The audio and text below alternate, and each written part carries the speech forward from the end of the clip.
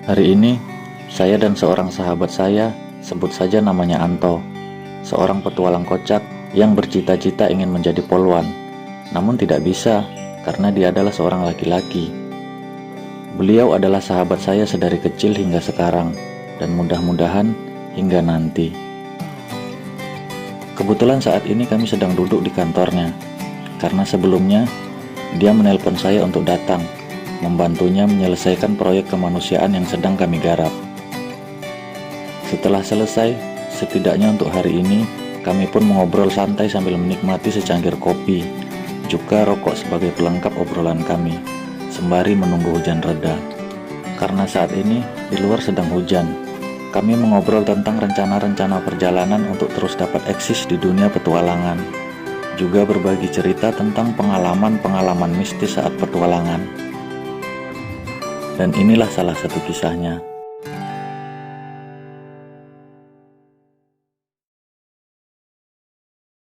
Jadi berbicara tentang pengalaman horor, Mas.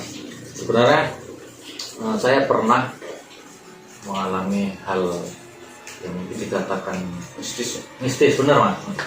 Waktu itu ceritanya kalau tidak salah di tahun 2006 atau 2007.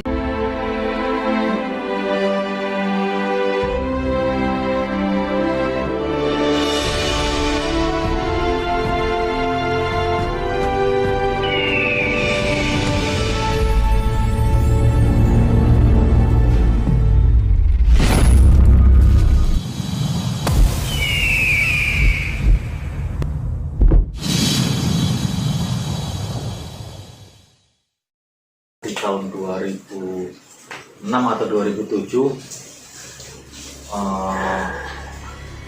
sudah lama sekali gitu kan, tapi saya masih ingat betul di dalam kepala saya kejadian itu karena saya dan teman saya juga mengalaminya. Jadi pada waktu itu ada pendakian di Gunung Singgalang, Mas. Gunung Singgalang, Sumatera Barat. Jadi saya itu bisa dikatakan sudah sering mendaki Gunung Singgalang itu. Saya mendaki Gunung Singgalang itu sekitar 9 kali, Mas. 9 kali. Cukup hafal rutenya ya? Ya, alhamdulillah hafal gitu kan. Jadi pada saat itu teman kuliah kita itu ada penelitian, Mas, semacam penelitian mereka. Kebetulan teman kita ini anak jurusan biologi ya. Jurusan biologi. Jadi mereka ingin meneliti tentang ekosistem yang ada di Gunung Singgalang itu, kadal, ular gitu kan. Jadi kita diminta untuk untuk menjadi leader, artinya menunjukkan jalan ke atas sana, ke Singgalang. Jadi pada waktu itu saya dan bersama tim yang biasa saya bawa dan biasa berpetualang dengan saya itu sekitar 5 orang. Kemudian dari kawan-kawan dari mahasiswa dari jurusan biologi itu ada sekitar 15 atau 12 orang gitu, Mas. Jadi kita diminta untuk mendampingi mereka. Jadi kita berangkat hari Jumat karena rencana kita hari Sabtu summit, kemudian hari Minggunya turun kan gitu. Jadi memang sejak keberangkatan itu, pada saat itu kan bisa dikatakan saya sering mendaki Gunung Singgalang, tapi pada saat itu memang ada kejanggalan-kejanggalan yang saya rasakan.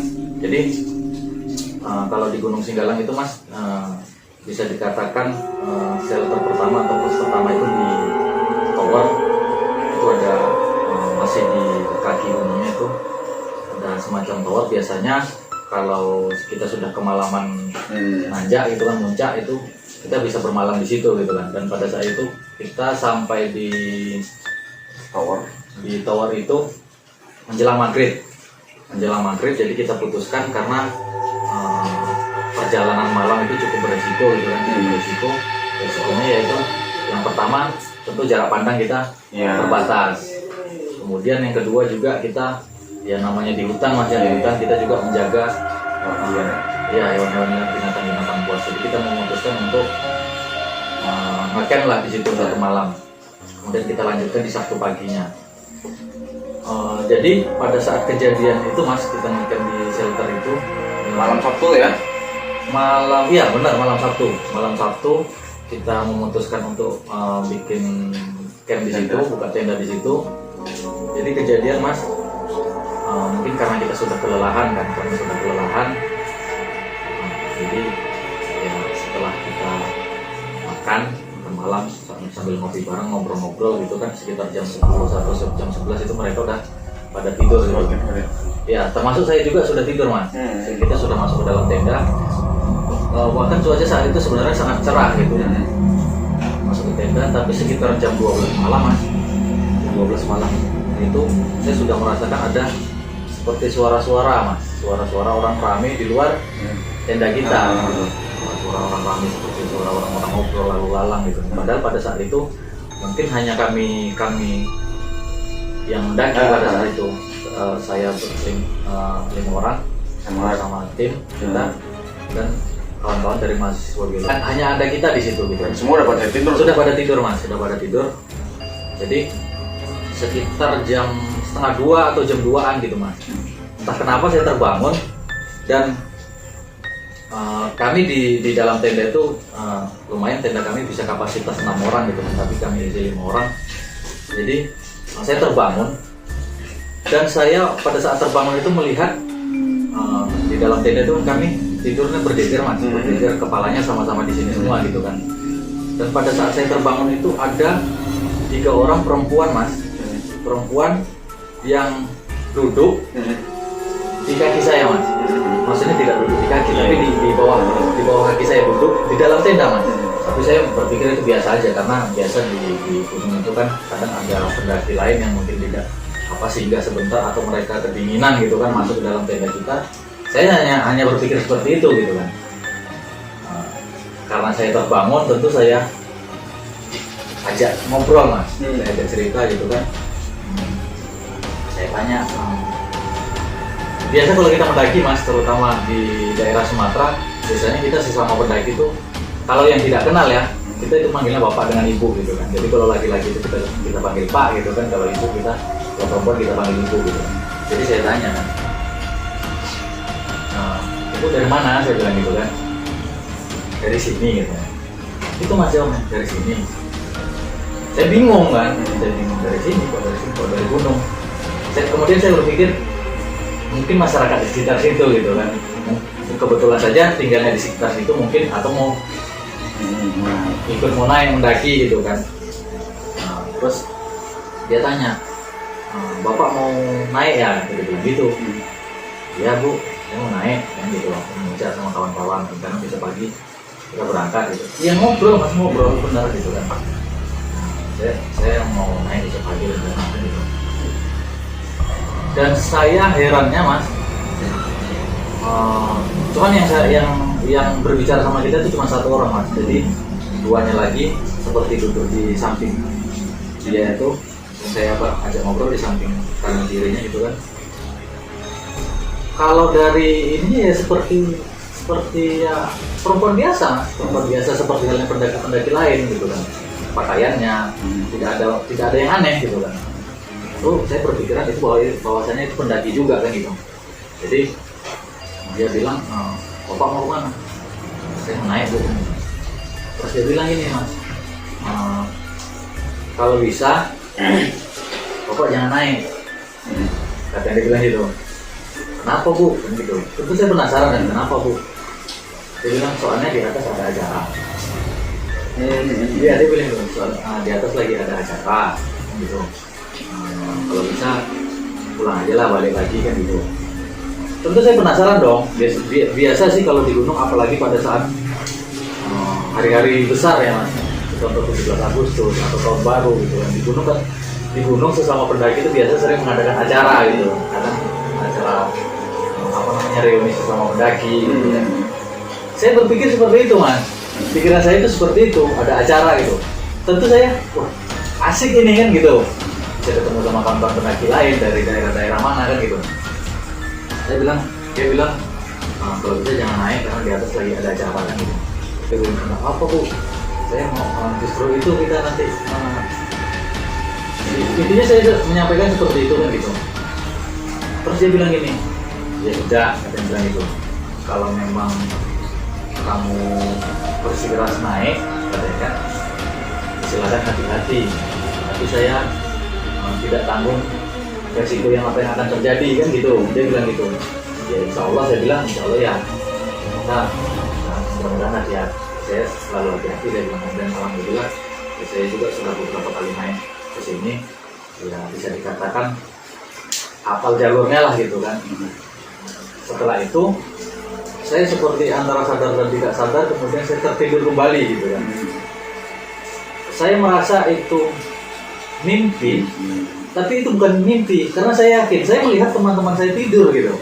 Saya melihat teman-teman saya tidur dan saya yakin itu bukan mimpi gitu. Setelah saya ngobrol, saya juga mungkin saya terlelap, saya tertidur kembali kan gitu. Besok paginya sekitar jam 6 kita bangun, semua kawan-kawan bangun, tentu siap-siap packing kan, ada yang packing, ada yang memasak kan gitu, untuk sarapan kita untuk mau naik. Pada jam 6 kita bangun, ada yang masak-masak, ada yang packing tenda kan gitu, ada tenda. Setelah sarapan kemudian kita packing kan, kita memutuskan untuk naik kan gitu. Tentu kita sebelum naik memulai perjalanan itu kita harus awali dengan doa kan. Setelah kami berdoa, kita mulai memutuskan untuk naik pagi sekitar jam setengah 7 atau jam 7 kita mulai naik. Pada saat itu mas, yang nggak pernahnya saya melihat hewan mas sebesar itu gitu mas. Ini mas, kelabang atau kaki seribu, kalau orang sini bilang lipan, itu gede betul mas, besar, segini ada mas, sekitar 30 sentian lah, 30 sentian itu lewat gitu kan. Tentu kita sebagai melihat sesuatu yang jarang kita temui, tentu heboh kan gitu. Pada saat itu HP saya itu, kalau nggak salah HP saya itu HP 6300 itu mas, udah lumayan bisa untuk ngambil foto. Pada zamannya itu udah hebat gitu kan. Jadi sempat saya foto-foto ini mas. Saya bilang sama teman saya, jangan dia apain gitu kan, biarkan mobil masuk ke dalam semak. Mungkin saya nggak tahu itu bahwasannya merupakan pertanda atau apa, kita nggak tahu, karena saya berpikir itu hal yang lumrah, namanya di hutan kan gitu kan. Hewan besar seperti itu bisa tentu bisa ada di dalam hutan kan gitu. Dan kita naik mas, kita naik sekitar biasalah ya, lagi naik karena kita istirahat sebentar untuk hanya sekedar rokok atau sekedar minum kopi untuk menghangatkan badan kan gitu. Cuman kita targetkan bahwasanya kita sore sudah summit kan gitu, sudah sampai di atas. Kalaupun belum summit, setidaknya ya kita sudah mendekati puncak lah gitu kan. Jadi sampai kita itu di cadas mas, tidak lagi hutan lagi, tapi merupakan batu-batuan cadas itu yang tumbuhannya itu hanya bisa tumbuhan seperti batang-batang kecil ya, batang-batang kecil, karena ya mungkin pohon tidak ada yang bisa membeda karena batu kan. Jadi ya biasa itu kan gitu. Pada saat kita istirahat sebentar untuk naik ke atas tadi, mereka sibuk dengan kegiatan mereka masing-masing, ada yang duduk, ada yang sedang merokok, ada yang saling ngobrol gitu. Saya duduk waktu itu sama teman saya Adan, ada teman saya Adan, sekarang beliau di Jakarta, mungkin beliau kalau menonton ini mungkin beliau akan ingat. Jadi waktu itu saya bersama Adan kami duduk berdekatan gitu kan. Tentu saya memandang ke arah puncak, memang ke arah puncak. Ini nggak jauh lagi kan gitu. Tapi tiba-tiba mas, ada orang yang turun dengan pakaian seperti pakaian kerajaan zaman dulu mas. Ya kalau kita sering nonton film-film kolosal, film-film Alin Dharma gitu, ya kurang lebih seperti itu mas. Turun mereka, yang di depannya itu, ini lagi mereka semua laki-laki, yang di depannya itu seperti pemimpin mereka lah gitu, pemimpin tombak. Iya, seperti pegang tombak gitu mas, dan beberapa orang prajuritnya di belakang. Jadi mereka datang menghampiri kita. Tentu saya berpikir mungkin ini nih acaranya gitu kan. Saya berpikir itu merupakan acara budaya, acara event budaya yang diadakan di puncak gunung gitu. Mereka turun, saya tentu tidak, sampai saat itu saya tidak berpikir yang aneh-aneh. Saya itu merasa aneh ketika mereka datang ke hadapan saya, tapi teman-teman yang lain tidak melihat. Di situ saya mulai merasa aneh. Ada beberapa orang yang datang, ramai dong mas. Kalau 5 orang itu lebih, sekitar 10 orang ada saya rasa itu. Mereka berjalan dengan pakaian kerajaan itu tadi menghampiri saya. Justru saya merasa anehnya ketika orang itu seperti tidak terjadi apa-apa. Saya sendiri yang lihat, gitu kan. Ada mas. Jadi saya melihat kawan-kawan yang lain seperti orang yang nyantai aja gitu kan. Biasanya kalau ada yang datang atau siapapun pendaki yang datang tentu saling sapa gitu kan, saling menyapa gitu. Mana pak, ya istirahat duluan biasanya kan gitu. Ya mereka masih sibuk dengan kegiatan mereka masing-masing, ada yang merokok, ada yang sambil ngobrol gitu kan. Sementara orang yang tadi seperti bagian kerajaan tadi pas di hadapan kita paling berjarak cuma 2 atau 3 meter gitu mas.